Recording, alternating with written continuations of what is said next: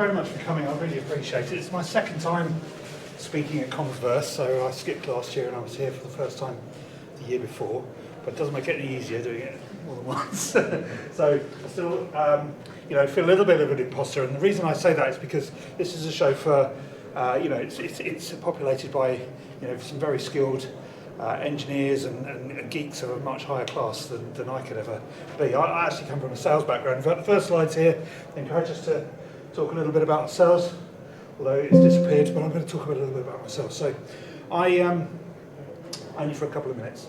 I had my first, let's say, industry job involving technology of any sort 31 years ago. So, I'm starting to feel a little bit old with all this new stuff happening. But I got involved in Teams and Teams Rooms actually on the week that Teams Rooms launched, about 6 years ago. Before that, I had a little bit of experience with Zoom Rooms and Skype Room systems and all sorts of fun stuff. I come from primarily a sales background, but I'm not in sales anymore. I'm a pre-sales technical person. So I work for one of the largest AV integrators in the world. Depending who you listen to, we're either the largest or one of the top three. A company called Diversified. So I'm not here to talk about my company today. I'm here on my own behalf. Okay. But I got involved in the industry. My first job was selling fax machines and typewriters. So I am, to this day, in actual fact, probably one of the UK's leading experts on fax machines.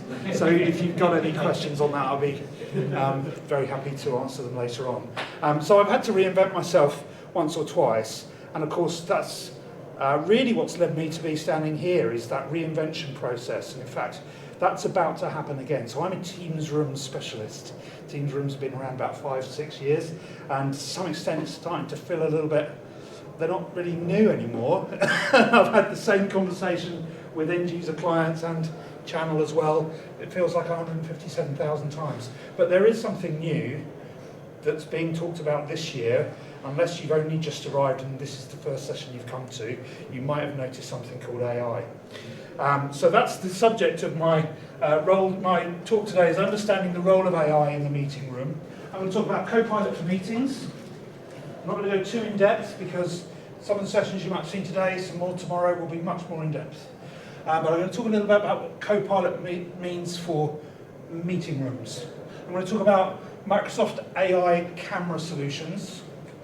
And I'm going to talk about third-party AI camera solutions. And then I'm going to try and pull some conclusions together at the end of that.